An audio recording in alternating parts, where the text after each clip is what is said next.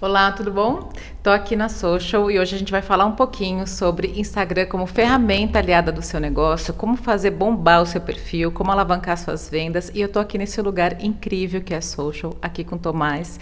E o Tomás, conta um pouquinho desse espaço aqui, qual que é o seu trabalho. Oi, Débora, tudo bem? Olá, pessoal, tudo jóia? Bom, eu sou jornalista de profissão, né, de formação, sempre trabalhei na área de comunicação, marketing e de grandes empresas, e mais ou menos uns 2, 3 anos eu falei, não, agora está na hora de eu empreender, de eu montar o meu negócio, de eu caminhar, né, do jeito que eu acredito. E aí eu fundei a Social, montei esse espaço que fisicamente ele é um espaço de treinamentos, de aulas, de palestras ligadas nesse universo de empreendedorismo, negócios, comunicação, redes sociais, marketing digital. Então aqui a gente tem aulas, palestras, cursos, vamos até empresas também. Eu sou professor, né? Eu também sou professor de pós-graduação em algumas faculdades aqui em Campinas e São Paulo. E além disso a gente trabalha um pouco com planejamento, né, para clientes, entendendo, olha, como que a gente tem que se posicionar, o que a gente tem que fazer efetivamente, qual é a frequência, qual rede. Enfim, a gente transita nesse universo, principalmente das mídias digitais. E a gente fez uma live no Instagram, se você ainda não segue, vou deixar os 2 perfis aqui embaixo. E aí surgiram muitas dúvidas e um pouco a gente conseguiu responder e outra a gente ficou aqui de gravar um vídeo para explicar um pouquinho mais para vocês como utilizar essa ferramenta que cada dia mais cresce, né? Principalmente por aqui no Brasil. Pois é, o Instagram assim, já ganhou, né, a consideração.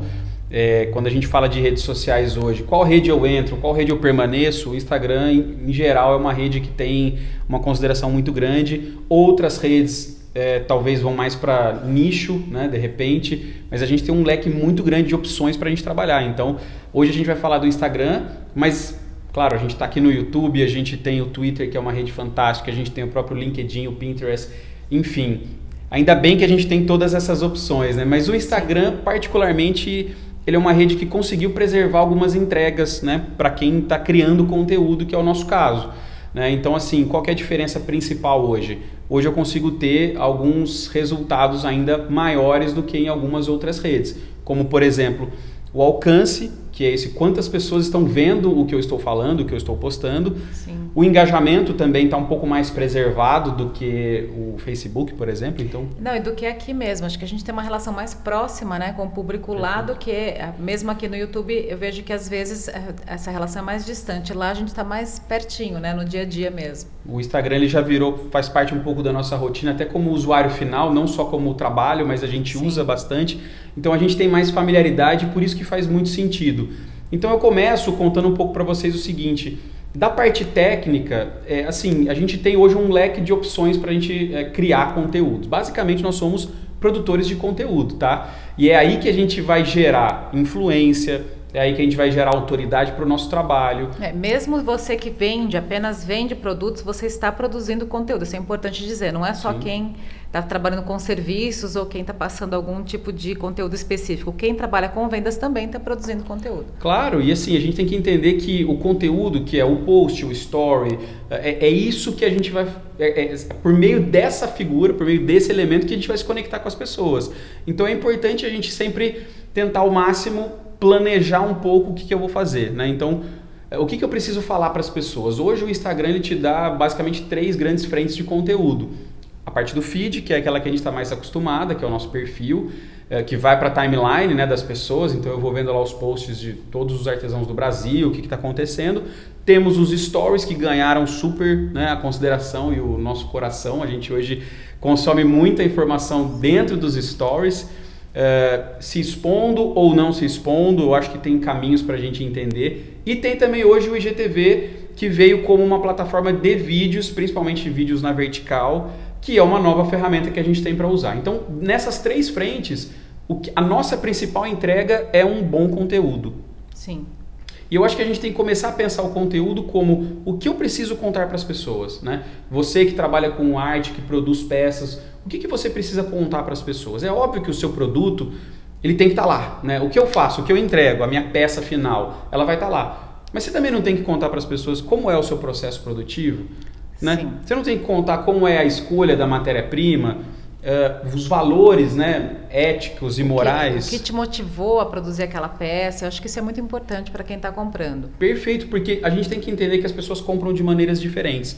E quando eu mostro conteúdos com temáticas diferentes, eu estou, na verdade, ajudando a construir algo parecido com o que está aqui atrás da gente, que é uma grande parede com vários tijolinhos. Cada tipo de post, ele ajuda a construir um pedacinho disso. Um tijolo só não constrói uma parede, né? Mas vários tijolinhos constroem. Então eu preciso lembrar que eu preciso falar várias vezes sobre temas diferentes para que as pessoas entendam esse todo. Esse todo é algo muito maior que a gente só consegue ver lá na frente, que é a nossa marca. E eventualmente mais vezes do mesmo tema de outras formas. Então num dia você trata de um tema de um jeito, no outro dia você trata de outra forma, né? Eu acho muito importante, inclusive, reiterar a questão das 3 frentes que você falou de conteúdo.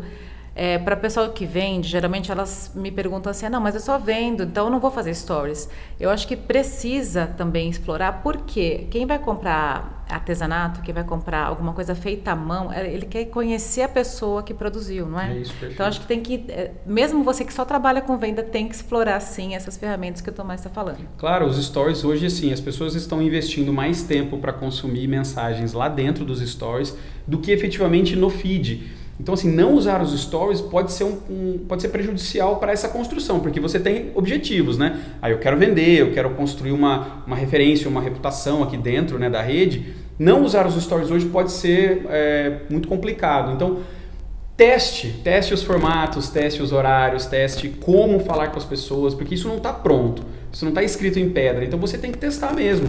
Agora, utilize. Tomás, eu não gosto de me expor, eu não gosto de aparecer em vídeo, não gosto de fazer live. Vamos encontrar um jeito de fazer. Porque toda essa parte técnica que a gente está falando, que é importante, né? Saber mexer na ferramenta, saber sobre horários, sobre frequência, é importante, mas também ela se conecta com um segundo grande tema, que é o que efetivamente eu quero passar para as pessoas. Que a gente pode traduzir como um posicionamento, a sua marca. Tudo isso que a gente está fazendo, esses tijolinhos todos que a gente está colocando, eles estão construindo essa marca. E esse posicionamento vai falar o que você acredita, as bandeiras que você tem, o propósito que você pensou lá atrás. Poxa, por que você está construindo esse produto? Né? Ele tem algo muito maior do que pura e simplesmente a venda. A venda vai ser sempre importante. E ninguém está aqui falando que a gente não vai fazer isso. Toda vez que você põe um post, que você sobe um story, você está ajudando as pessoas que estão vendo os seus produtos a decidirem pela compra. Né? Então, eu fiz um storyzinho solto lá, o que isso me ajuda a vender? Pode ter sido decisor para alguém, ela pode ter passado pela etapa de consideração, ela está olhando concorrentes, ela está considerando possibilidades e ela viu a sua mensagem. Então, sim, o nosso papel é estar sempre junto ao longo dessa jornada toda das pessoas. Tem uma dica aqui para quem não gosta de aparecer nos stories. Então, se você não gosta de aparecer, você pode fazer isso que o Tomás falou, de falar sobre os seus valores. Então, sei lá, se por exemplo você faz isso porque a maternidade te motivou, você pode falar sobre maternidade, sobre dicas para crianças, sobre eventos, sobre atividade, literatura infantil. Se você tem um processo bastante diferente de criação ou de produção, você pode mostrar bastidores. A coisa do produto artesanal, as pessoas gostam muito de saber como ele foi feito. Então você pode mostrar, não estou dizendo para você abrir todos os seus segredos, é só você mostrar uma parte dos bastidores de como foi feito, do material, busca de materiais, tudo isso pode ser conteúdo interessante para o seu cliente. Perfeito, e a gente às vezes desmistifica algumas coisas, isso que a Débora falou é muito interessante, porque a gente pensa às vezes que para postar, para criar conteúdo tem que ser algo sempre super extraordinário. Nossa, eu tenho que mostrar um produto novo toda vez. Algo inédito. E acreditem, as pessoas gostam de acompanhar rotinas.